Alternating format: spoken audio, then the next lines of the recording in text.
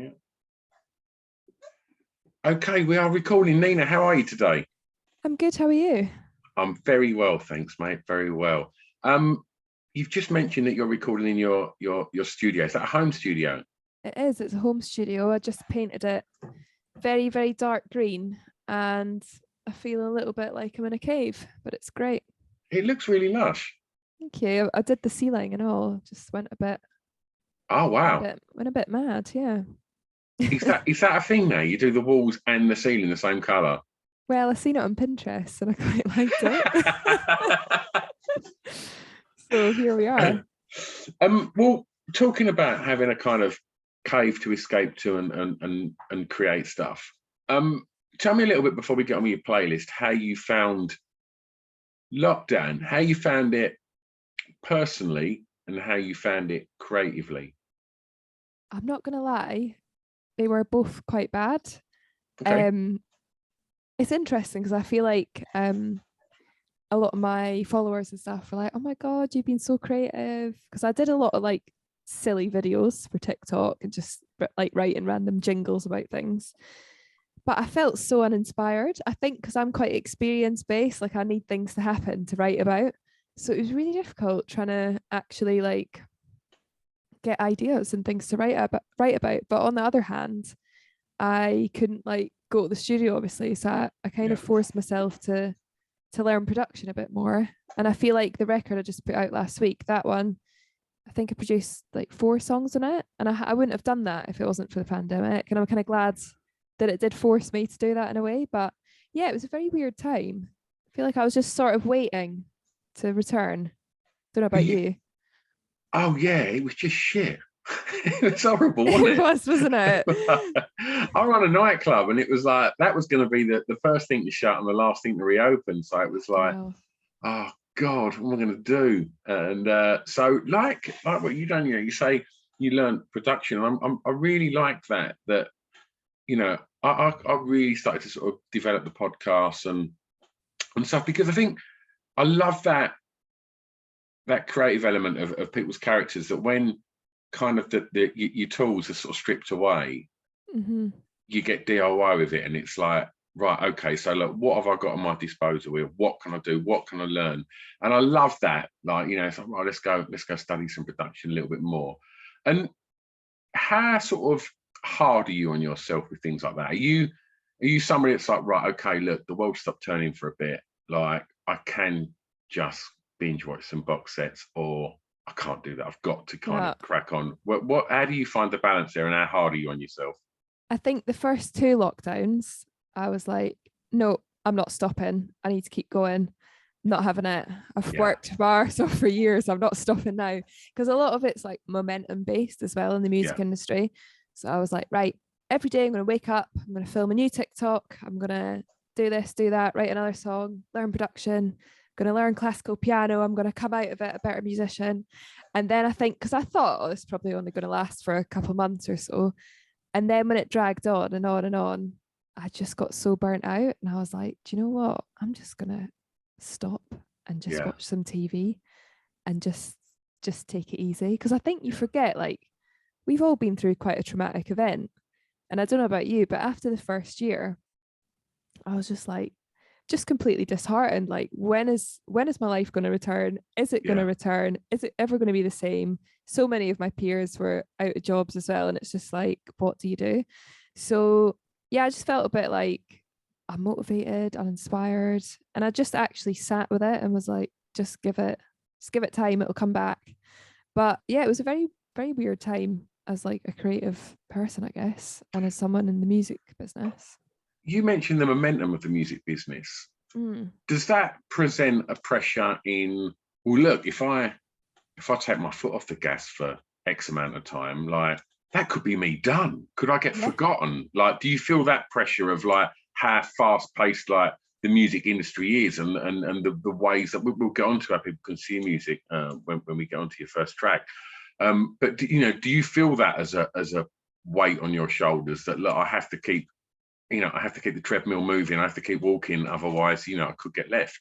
Yeah, definitely. I put an album out when I was, I think, 18, 19, and then I got dropped, and I was unsigned for a couple of years and I was songwriting and stuff. And then when I came back to it 5-6 years later, it was literally starting again, which I kind of like because it was a bit of a challenge and it was different kind of music. And then I thought after the last album, I was like, right, quickly on to the next one, like keep it going. I've got the momentum building now. And then the pandemic obviously happened. So this time around, it has been a little bit like starting again for the second time. Yeah. But I think there is kind of a beauty in that, like you pick up new fans and you get humbled, you start at the beginning again, you're on the toilet tours. That's just the music industry though, I think. It's just, it changes so quickly. I guess it's just part of the job, really. Absolutely. Let's start your playlist. Tell me the song that you regard as having the greatest ever intro, please. Okay, that's right. Do you know what I was saying? I was going through this with my manager yesterday and I was like, I think I'm too much of a pop head to know songs that have really long intros, but I'm gonna go. This is a bit of a weird one because it's not a long intro, but it's Taylor Swift, Love Story. And I've picked this because it was the first song I heard of hers on the radio. And I instantly was just like, who is this? I think I was 15 at the time. I was sat in the back of my music class at school and it just spoke to me. I just thought, this is what I want to do for the rest of my life. Yeah. And whenever I hear that intro, I'm just reminded of that moment. And it was, I think, the first song that I learned on guitar as well. No idea how to play it now, but I taught myself that intro. And that is literally how it all started. So I thought that was a good one to pick. Absolutely. What you touched on there was interesting when you said I'm such a pop head, I couldn't choose a song with a long intro. And I ask all my guests this, and it's certainly if they're songwriters, and because some people will come on here and pick a Pink Floyd intro, but the episode that come out today is with Aha, and when you think of the track Take On Me by Aha, you just think of this super pop bit of absolute perfect pop. But it's only when I listened to it back ahead of recording that, I was like, shit, like there's like a minute intro before the vocal even starts. You've just got this like drums and you've got the classic like big play over, and the vocal don't come in for a minute. And I'm like, that's one of the most famous pop songs ever. Yeah. Like, but so where I'm going with this question, like, do you know what, Nina? I've been trying to ask this question for 450 episodes now, and I never frame it right. So do bear with me, mate. But it's the way that people consume music now. You mentioned TikTok a couple of times, so it's like, people are looking at TikTok now with music, and I watch my children and their rapid thumbs. It's just they've got no time to wait for anything, and that pressure to kind of get on a Spotify playlist and things like that. And I'm always interested when you're writing, how much do those things factor into the process? Do you know, they really don't. Like, I consciously make sure I'm not thinking of that when I'm writing. And I find that now, being an artist, you have to like almost wear about 5 different hats. You've got like, trying to think of social media things, songwriting, production, writing for other people, trying to come up with a marketing plan for the album, shooting the artwork. Like, there's so many different hats. So the songwriting for me, like, I literally just clear the diary and lock myself in a room for a week or whatever, and just feel and just write whatever comes out. I try not think of it, because I think the best songs are the ones, for me anyway, like the ones that are coming from an honest place and just feel like they effortlessly came out. Like, I don't really gravitate towards the kind of novelty, like TikTok-y stuff. It's just not what I'm into. So I try and not think of it too much. But I definitely, I wrote a lot of jingles in the lockdown that did quite like a big numbers on TikTok, which was totally unexpected. And then like I wrote them for, my followers. I wrote them for a laugh, like to be relatable and funny. Yeah. But I wouldn't write my own like albums that way, if that makes sense. Yeah, sure. Just because I think it's a bit odd to do that. But yeah. Okay, let's take you back for track 2, and I'm going to ask you to tell me the first song you remember hearing that had an emotional impact on you, please. It was Eva Cassidy, Songbird. That's a beauty, isn't it? It's a beauty. Is it? Did she write it? I'm not sure. I don't know if it's a No, cover, because it's a Fields of cover. Gold's obviously a cover, isn't it? But yeah, it's a cover. absolutely love it. Songbirds, Fleetwood Mac, I believe. Is it really? Mm. Oh wow. I can't believe I've never heard the original. I remember being about, oh God, 9 or 10 maybe. It would have been hearing that song, hearing that album. It has Fields of Gold on it as well. And And Somewhere just, Over the Rainbow. yeah, Somewhere Over the Rainbow. Sung that at the school talent show.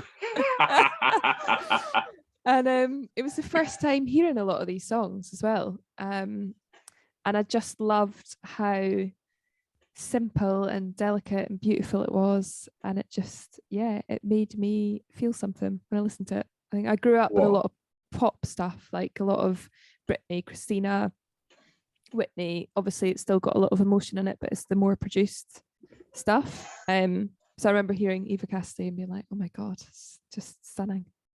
What was the emotion, if you had to pinpoint it, Nina? It's the same emotion that I get when I sing songs I've written. Like, you just feel it. I don't know how to say it without being cringe, but it's like just a warm glow inside. Yeah. Do you know what I mean? Yeah. Just a really nice, like, it's not quite sad, it's not quite happy, just like a nice feeling. Yeah, it is a lot. I know exactly what you're saying, and and that record, and do you know what? It's like that. Like Eva Cassidy as an artist was such a. Do you know much about the story of I her? don't know. I don't. It's really weird. I hope I frame this right, and I'm not just offending legions of Eva Cassidy fans, but I think she was like a quite a successful singer in America, I believe. Mm-hmm. And somebody found this footage after she died of her in this bar singing Somewhere Over the Rainbow.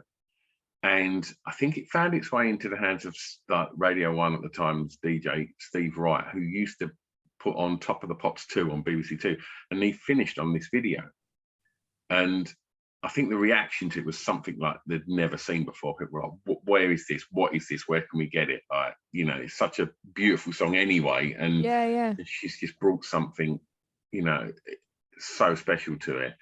And then, then they sort of put together some tracks and put out this Eva Cassidy record that become huge. And I think I might be wrong, but I think a majority of it is covers. No way. But yeah, and Songbird, oh, it's beautiful. That's crazy. I didn't know that story. I feel like I need to watch an Eva Cassidy documentary now. Yeah, I'm sure they're there for you on YouTube. Yeah, definitely. Yeah. Wow. So we're talking about growing up and the emotions involved in that. Like, where was growing up? Growing up was mainly from what I can remember, I moved to a village when I was 11. So I'm going to say that. A village called Balerno in Scotland. No one's ever heard of it really, but it's at the end of a bus line. It's just kind of like out of the city of Edinburgh. And it's just fields, Pentland hills, reservoirs, really beautiful. And that was it really. It was a very sheltered, quiet life, apart from the odd house party or camping trip. But just very chilled. Lovely. Very, very lovely. Very lucky to have had that. I'm going to ask you now for track 3, and we're going to stay in the formative years, to tell me the song that reminds you of your time at school, please, Nina.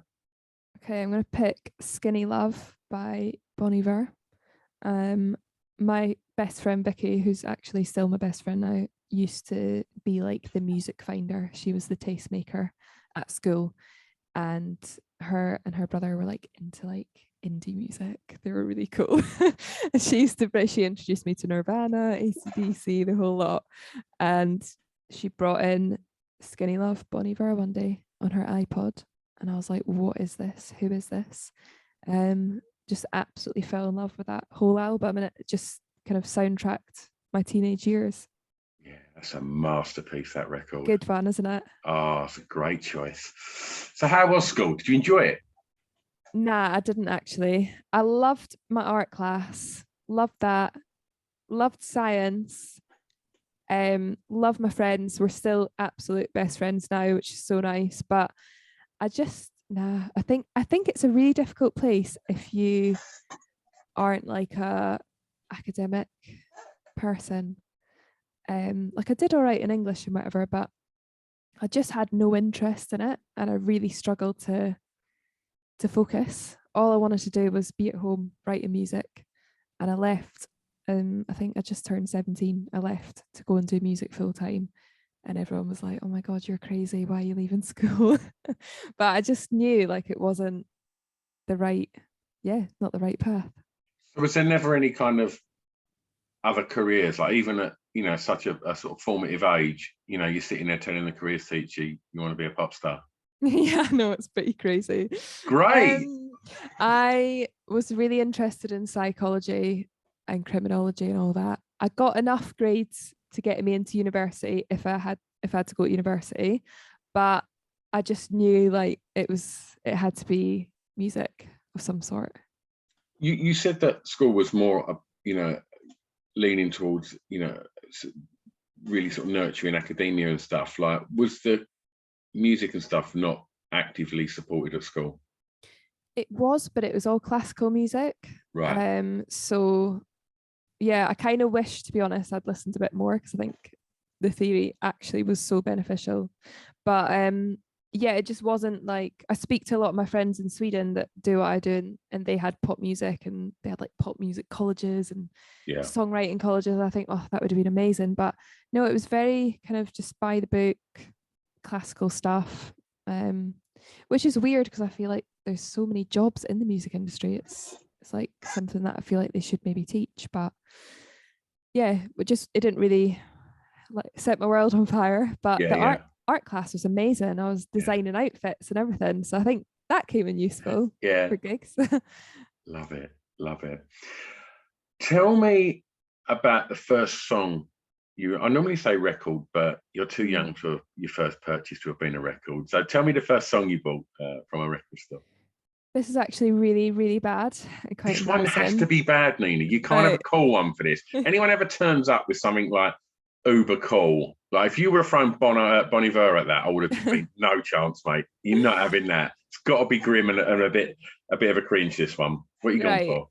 Do you know what? It's more the story's really bad. So I can't even remember what age I was, but it was my mum's birthday coming up, and I had recently developed an obsession with Dido. I just loved her, like I was obsessed with her songs, and I wanted the CD so bad, but I knew my mum hated her. But I was like, the only way I'm going to get the CD is to tell my dad that my mum wants the Dido CD for her birthday. That's so bad, isn't it? So I was like, yeah, no, she loves Dido. She really wants Life for Rent. She really wants that album. She'd be really happy if she got it. So we went to HMV. He bought it, obviously none the wiser, and she had to pretend that she loved it when she fucking hell.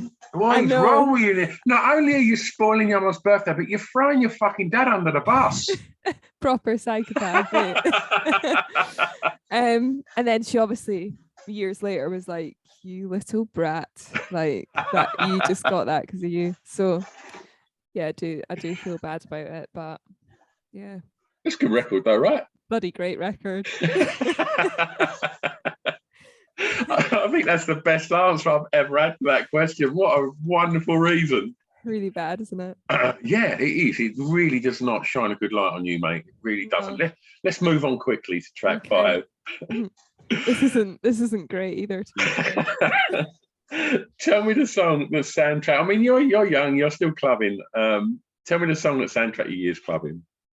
Right. So I don't really go to many clubs at the moment, but do you know what, Nina? Right, I'm just going to jump in there. Right, I reckon I've done 450 episodes now, and every single musician goes, "Don't really go clubbing," and I just find it really weird that like pretty much every musician I've spoke to has gone, "Yeah, I don't really go clubbing," and like, I just think, well, why not? Like, I don't know. But did you used to go clubbing? Have you just I used to go clubbing literally almost every night. Like I lived for the clubs, but we start very early in Scotland. Yeah. So I do think I maybe just went a bit overboard. I love a club. You see, I go clubbing on tour.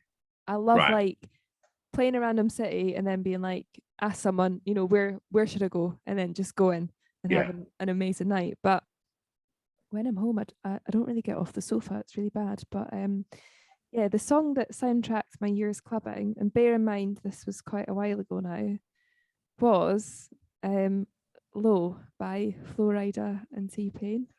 I mean, that's a bit of a club classic, right? I think it's an absolute banger. But yeah, I think the production, it hasn't aged that well, has it? Yeah. But that was one of them. It was that one and Sexy Bitch, David Guetta. Right. Me and my friends had a dance routine to that. But it was all those kind of like 2010s pop bangers. That is the sound of the years. Just gonna pop back to that little thing that you said you and your mates had a dance routine to it. Please tell me that you've rehearsed a dance routine collectively and then would do it in a club. Yeah. Incredible. Yeah, all 12 of us, because we were 12? going to we were going to Cavos on our girls' holiday. Yeah. When we were 16. And we wanted a dance routine for Cavos, obviously, to like show everyone, you know, where we're from. Yeah. So that's what we did. It's really bad and embarrassing. It's a bit. I think it's a bit weird. It's a bit weird, isn't it? Yeah. I don't. I mean, I've got a club. I've run a club for 30 years. I don't think I've ever seen 12 people walk in and then perform a dance in unison. I think that's quite mental. Spot the underagers. Oh, wonderful. Yeah, so strange. Are you quite an adventurous person? You talk about that thing when you're on tour. If like you do a gig, then it's like, right, let's go out afterwards. Let's go and find out where the locals say go, and let's go get stuck in. You know, have you got a good sense of adventure? I think it's a really good way to get the feel of somewhere, is to go on a night out and just I'm quite an observer. I like to just watch people do their thing. I think no place better than a club or a bar. Yeah. I've been literally all over America to clubs. Do you know what? I mainly go to gay bars in America because it's just going to be a good night out. 100%. The music is right up my street. There's not going to be any like creeps there. It's just a great night. So yeah, that's usually where we all go. For somebody, just going back to what you were saying about you just wanted to go home from school and write songs and such, and you know, to tell your friends at 17 that you're going to go and pursue this dream. Tell me about your relationship with confidence. So weirdly, I didn't think I could sing. So I didn't know if I could sing, because I was very like not confident in that at all. I knew I could write songs, but I didn't know if I could sing them.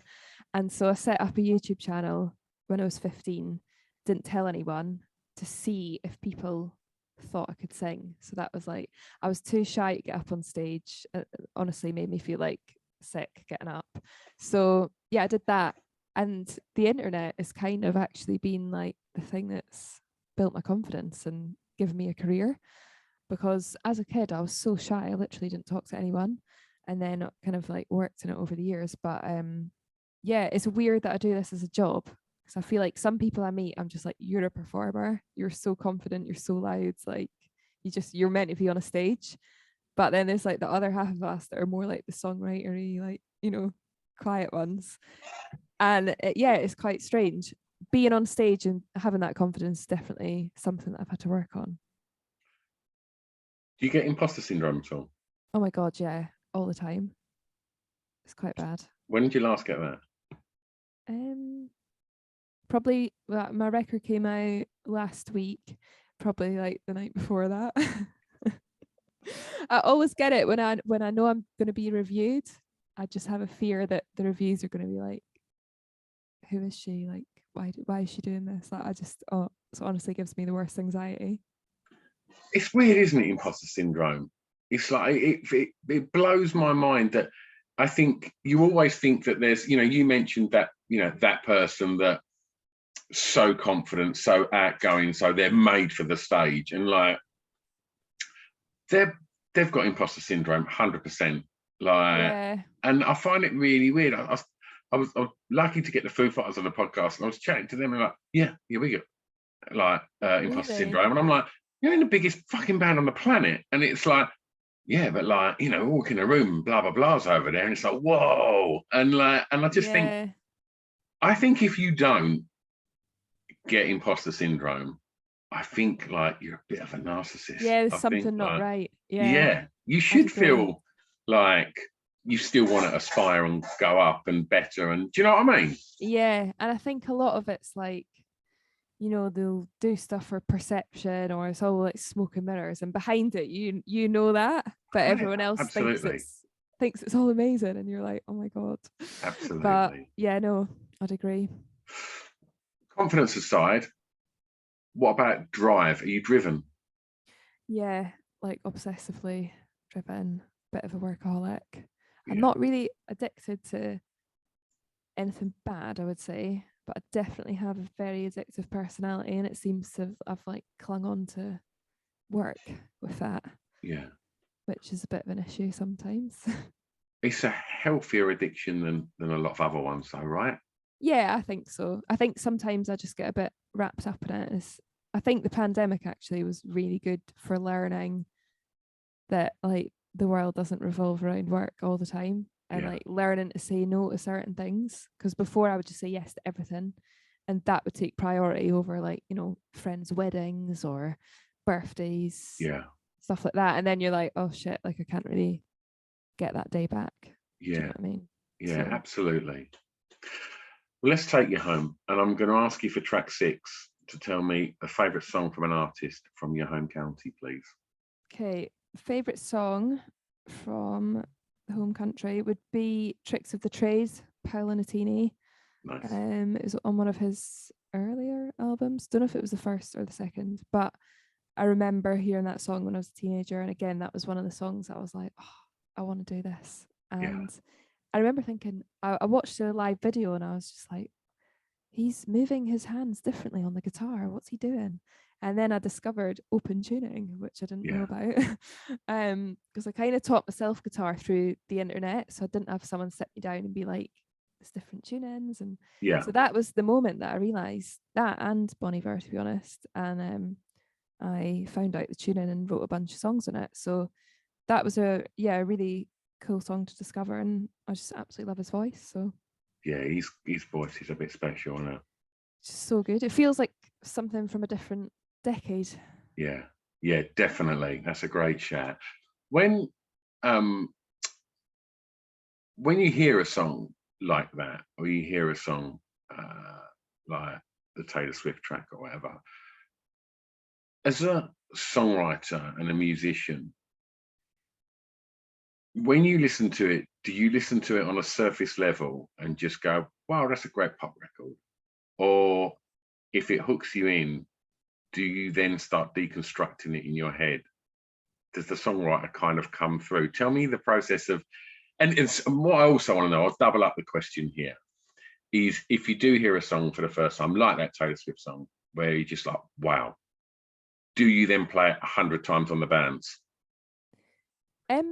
Do you know what? It's a weird one. I have this conversation with my boyfriend a lot, because he's very logical and can see how something's been written, whereas I'm just like, I'll just pick up a guitar and just sing until something I like comes out. I don't really know what I'm doing. It's trial and error.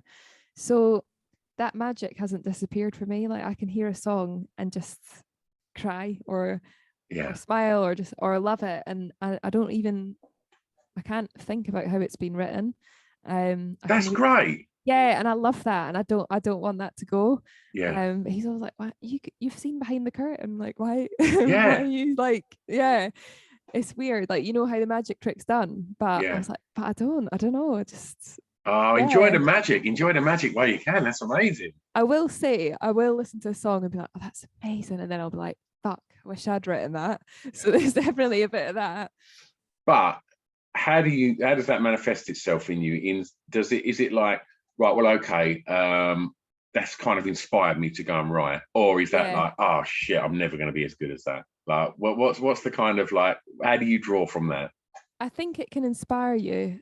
I tend to listen to like a lot of country music, because I know if I hear Like I absolutely love some of the lyrics in those songs because they just have such a clever twist on them.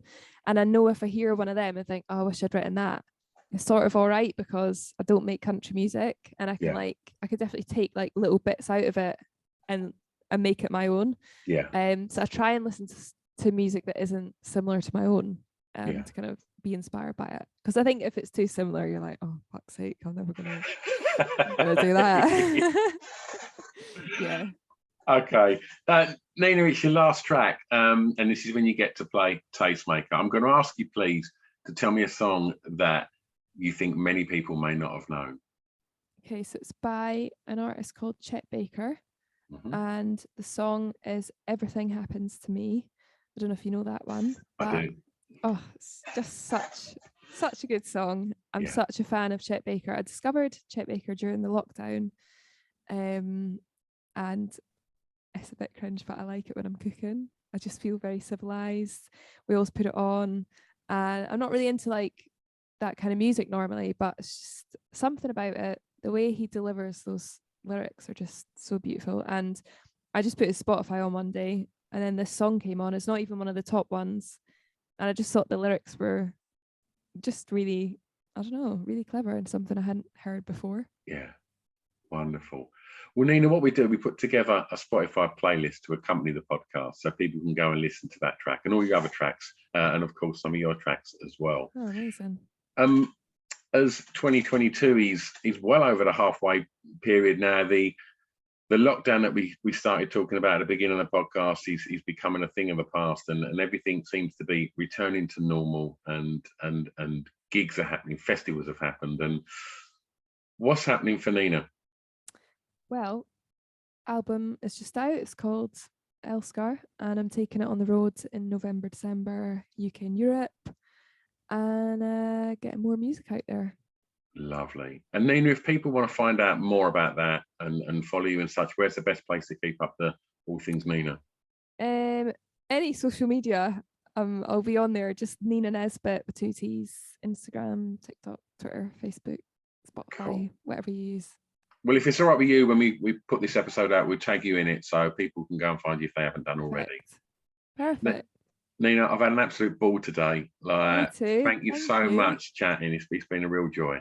Thank you very much. Thanks, Nina. Cheers.